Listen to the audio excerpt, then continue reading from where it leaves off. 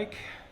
And I'm Tim. And welcome to the, I guess it's now monthly live video marketing Q&A, where we're rapid fire answering questions online about videos, marketing videos, and filmmaking in general, and pretty much like in the whole video production space. So with that said, let's get right into it.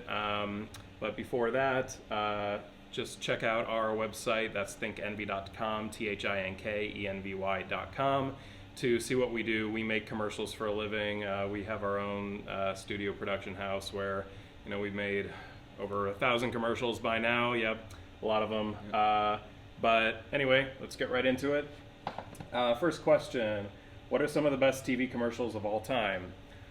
I mean, kind of a subjective question, but right? Yeah, there are like a lot of great commercials. Yeah.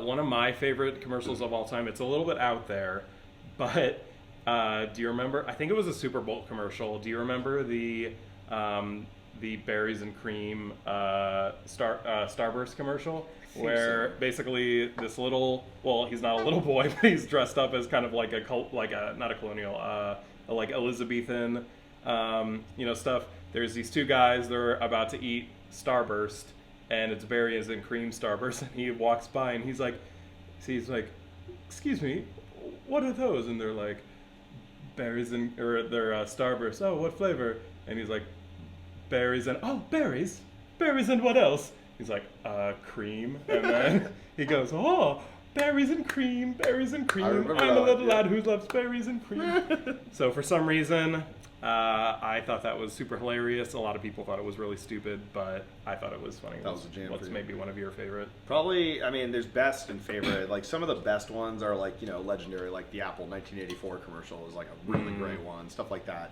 Most of the Apple commercials, they have a great, video marketing team, always have throughout the years. But probably some of like my favorite ones are the ones that have repeating bits. A lot of times you'll see them in the Super Bowl, where a company will buy 3 or 4 ad times. Like and the Tide. This is not a Tide. The Tide ad one. Oh yeah. This is actually a Tide. I think that was brilliant. Yeah. So any of the ones that have repeating bits, that one from this past Super Bowl was really funny. Many years ago, the Budweiser geckos, I thought that was so funny when I was a kid. The like, "What's up, guys?" Remember? Yeah. But now it's like that's a dumb joke to most people. Yeah. But yeah, there's a lot of great commercials out there. Most kids nowadays don't even know what you're talking about. They have no idea.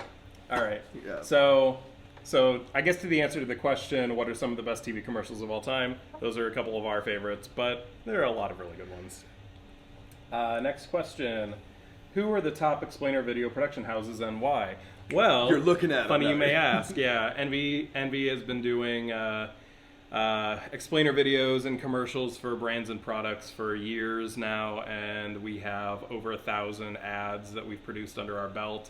And why? Well, because we're really good at what we do and we have a lot of experience, and we also offer free script writing service before somebody even before somebody even orders a video for us. Basically, we do that. We have an in-house writer, and we write the script free of charge in hopes to earn the business. And that's kind of one advantage that we have over competitors, because a lot of people, they say, okay, give me your money and then I'll do all the work, but we do a little bit of work first just to show that we're serious. So who are the top explainer video production houses and why? Envy Creative, because that's us. Because we're, we're that good. Not to toot our own horn, but we're the best at it. You're on their channel. You probably already know that. So. Yeah. Okay. How do you make a successful Kickstarter video? Very good question. I guess make it short, make it informative but entertaining, and I guess don't beg too much, and also make sure it's something that people might actually want. There are a lot of Kickstarter videos for every product under the sun that somebody might maybe just had an idea about. They didn't do any focus groups, they didn't do any testing to see if people would actually want it. I mean, Kickstarter is a platform to kind of focus group to see if anybody will like something. But but if you're trying to make like a successful Kickstarter, that's not a focus group. Like, you want everyone to get on your idea. I was going to say, I mean, I can speak from personal experience because I funded a film through a Kickstarter video. And I think the main thing on there that we really wanted to hit was tangible goals, like letting people know exactly what you're trying to do, what you're looking for, and what they're going to get out of it. And that goes for products and anything too. Like just real quick, clear cut though, like this is why we need your help and this is what you're going to get out of it. And I think when videos I see have tangible goals, and they even have like stretch goals sometimes, or if they're like, if you guys help us, we're going to even add these more bonus things. It's all in the conciseness of the video. So like Mike said, keeping it short, sweet, but informative and juicy. Like, and obviously if you have something entertaining with it as well, that always helps. That's kind of where we come in. But yeah, it's definitely a lot of different ways to get your audience to respond to a Kickstarter video. Yeah, and I'd say based off of like all the Kickstarter videos we've produced, which we have produced quite a few successful ones, which again on our website, but based on that, I'd say out of like all the things, probably the time length is the most important, because we do see some Kickstarter videos out there that maybe aren't successful and they're very well produced, they're funny, you know, the product is good, things like that, but you know, they're like 5 minutes long, or you know, 4 or 5 minutes long, and they really don't start to get to the actual meat of like what the product is and what they're doing and stuff until like minute 2, which by then people are already clicked away, like they're not paying attention anymore. So one of the best things is to, you know, we always say a minute is normally a good jumping off point if you're not sure how long a video should be. A minute is usually good enough to get most of the points you want to cross, but at the same time not being too long, whereas the viewer would lose interest. So how do you make a good a successful Kickstarter video? Be thorough, be short, be entertaining, and make sure it's something that, you know, people might want. And also check out other Kickstarters that have been funded. Maybe if it's in a similar product family, like doing headphones or something, for example, go check out some other headphone videos and see what they did. Take notes, you know, be a student about it, and I think you'll have good results. Yeah, like when we produce Kickstarter videos, a lot of the time a client will send us a few other Kickstarter campaigns that were successful that say, hey, this is kind of similar to what we're doing, like, can you make a video similar to this? And, you know, we make all our videos custom, but, you know, we do take sample videos that clients might like into consideration. Okay, moving on. What makes an effective Kickstarter video? Shortness and all the things we just said. Where can I find blogs on video marketing? Oh, it just so happens that you can go to thinkenvy.com/blog, and I think we have almost 100 posts on there, as well as at least 20 videos to go alongside the post.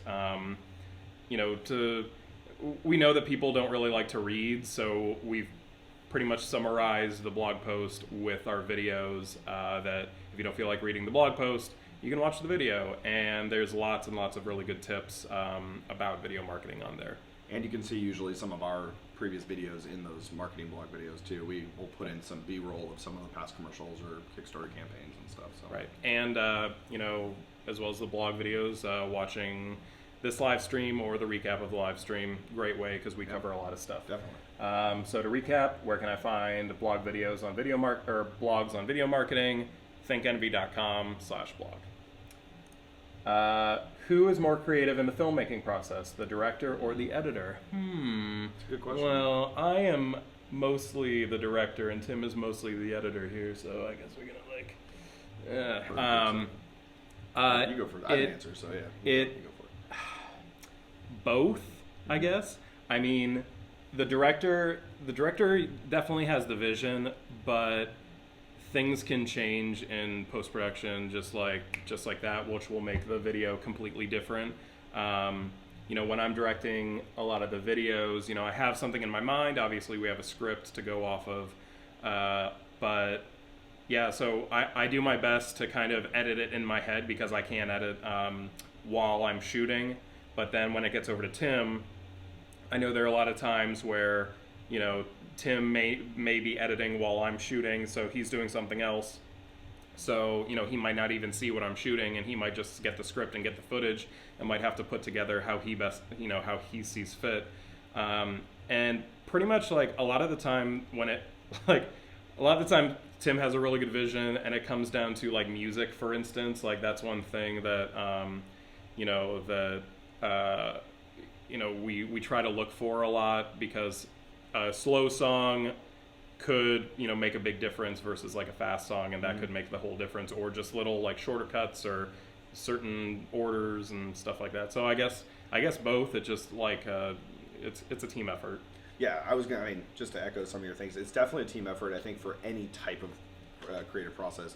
For our particular line of work here, for commercials and stuff, yeah, like Mike said, he'll do most of the editing in his head while shooting it. I'll do my best to emulate what I think he's going for. But what I was going to say is I'd like to think that the editor in most fields of filmmaking, their creativity is usually around problem solving. It's usually like, oh, the director and the DP wanted to get this shot. It didn't quite edit right. And once we get it in the computer, what can I do I flip the shot? Do I need to rotate it slightly? Stuff like that, where having sort of a mindset of like, oh, I actually didn't shoot this, so I don't, like, these are the tools I have to work with.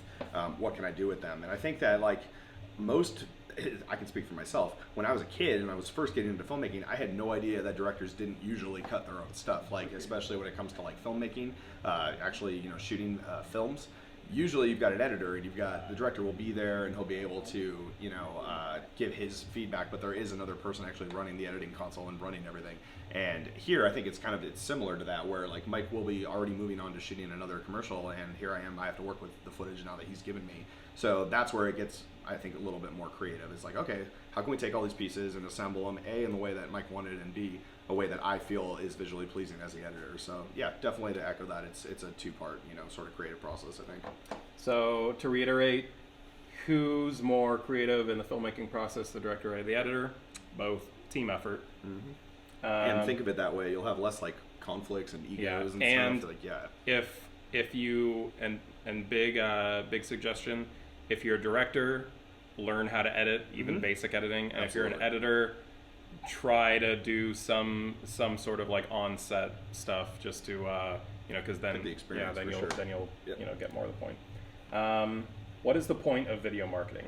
Well, video marketing, you know, nowadays everything is on video, and that's the preferred way of consuming media and consuming information.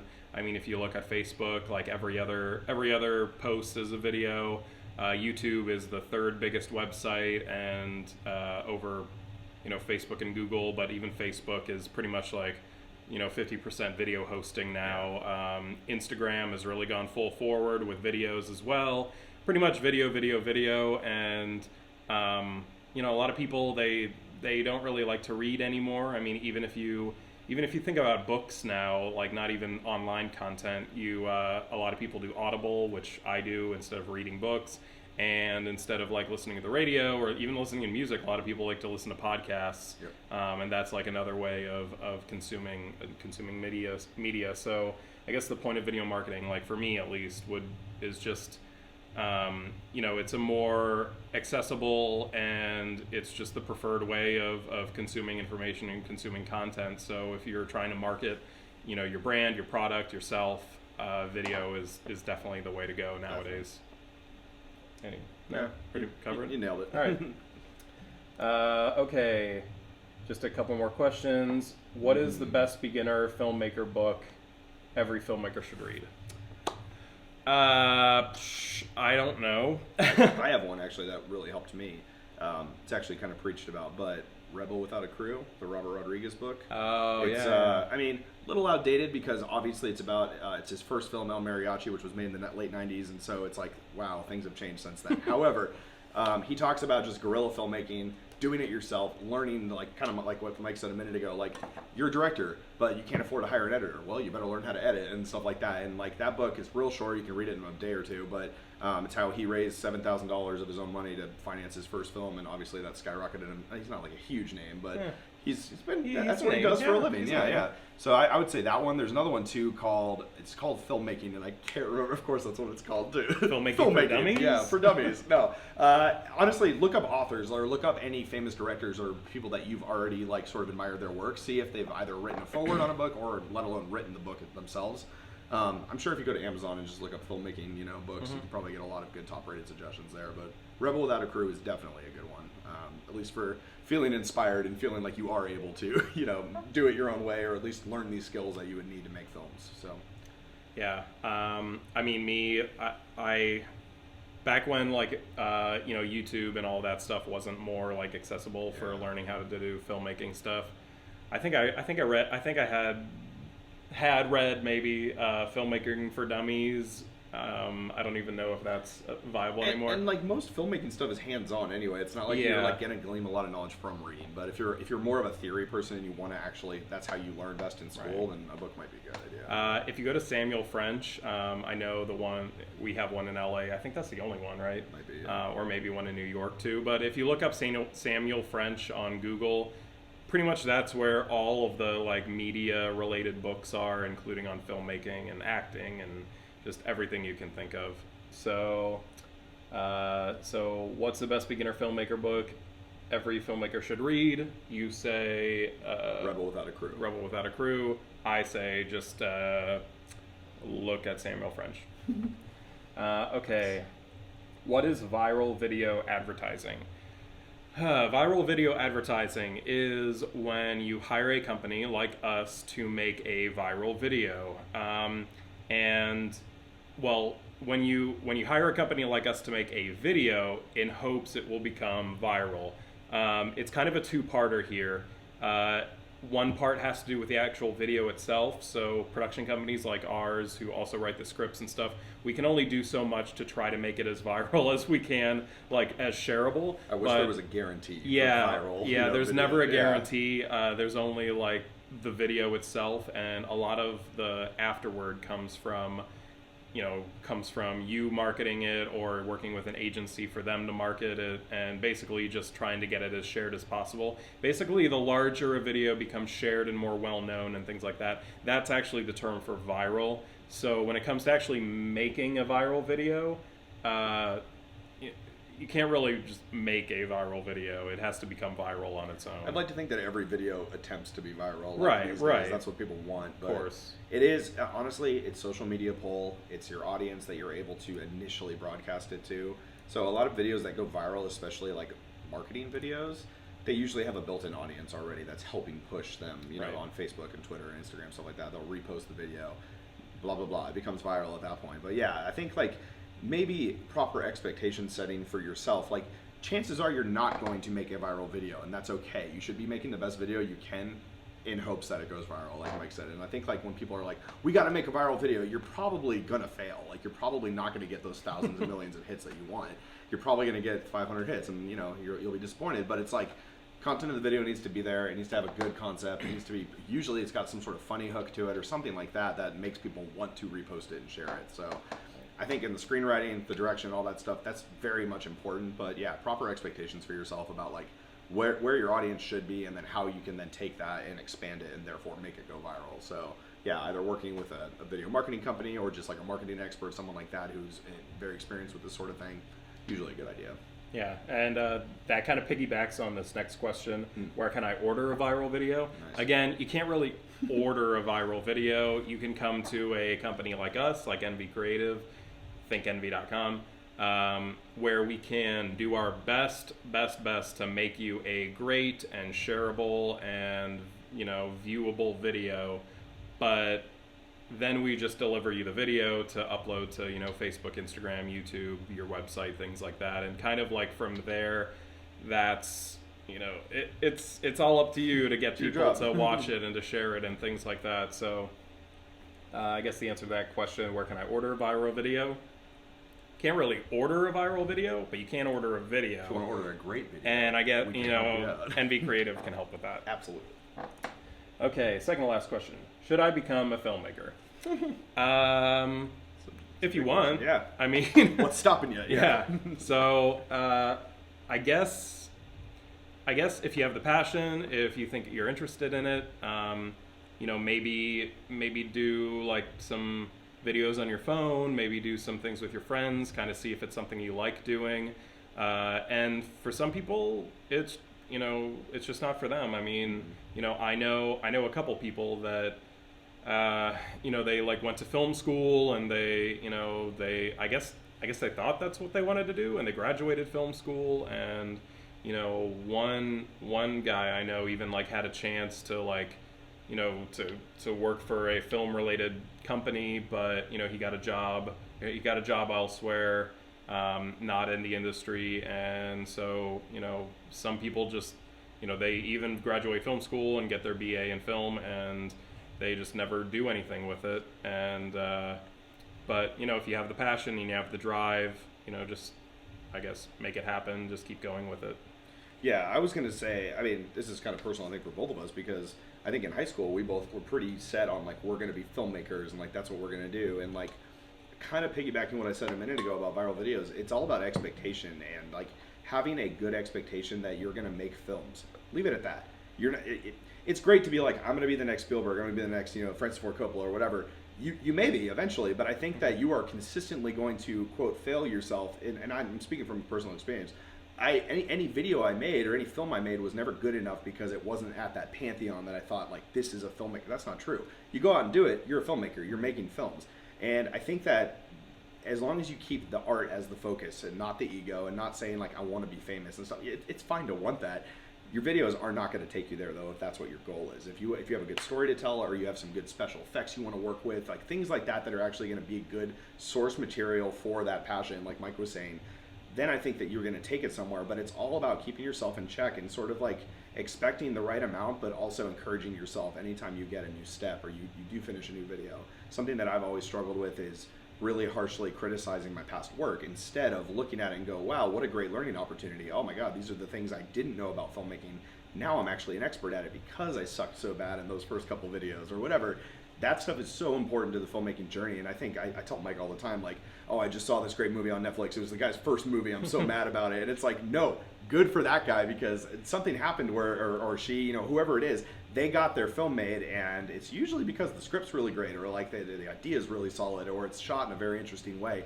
Stuff like that is what's actually going to get you into that sort of filmmaker status, I think, is just being true to the craft and true to yourself. And it's easier said than done, especially once you start working on things. And like, I think most people get really overwhelmed with the money aspect of it. And obviously that's such a huge thing. And I mentioned earlier in the live stream, I did a Kickstarter and we only raised $5,000, which sounds like a lot to some people, but that is nothing. That is a toe drop of a budget for a movie.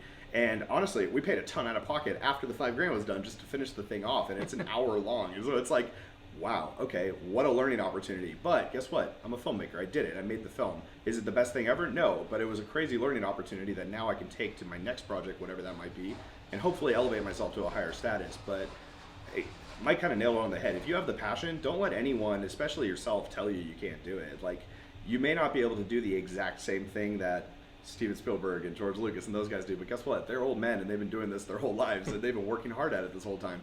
And the business has changed so much. We've mentioned YouTube so much today in the stream, and YouTube is such a filmmaker's tool, especially just for publishing your work. So it's like, it doesn't cost anything to put your film on YouTube and millions of people can see it in a matter of minutes. It's like, that's how it goes.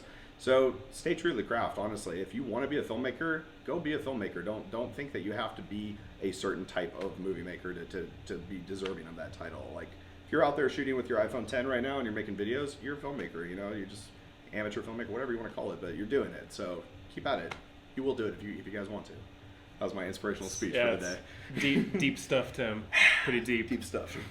All right. So, should I become a filmmaker? If you want. If you want to. Last question. Does a narrator's accent matter for a startup video?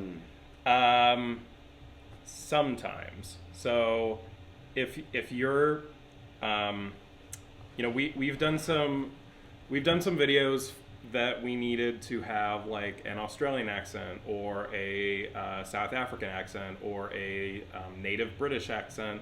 Obviously, we're in the United States, so having like a native United States American accent, not a problem.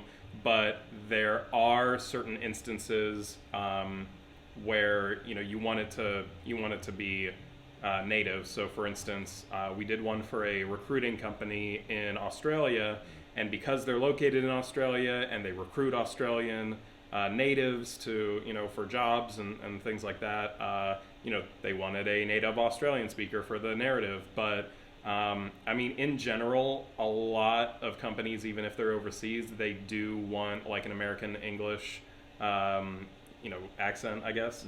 And so I guess when it comes to that, it depends on what your product is and where you are, and if you're local, if you want to keep it local, things like that. Yeah, pretty much like if the video calls for it, then don't be worried to like Right. reach out to other actors or voiceover artists, whatever, anything you need to be able to get that proper final product. But because especially here in LA, like Oh, we yeah. have unlimited actor resources, so we can get any person from any country pretty much. yeah, just don't hesitate to use your resources, especially the free ones. Just posting even an ad on Facebook, like, hey, I need a voiceover for this person, Australian accent, or for example. But Right. yeah, there's plenty of options out there that are free, cheap, or just through like friends or something like that. You might know somebody who can help you get a proper accent for whatever video it is that you're looking to do. Right. And so that is the last question of the day. Thanks again, guys, for tuning in, and just keep an eye out for the next live stream. We're trying to do it once a month now because we've just been getting a little busy around here, but we are trying to post more consecutively, at least once a week on our YouTube with different types of videos. Again, no promises because we are, just trying our best.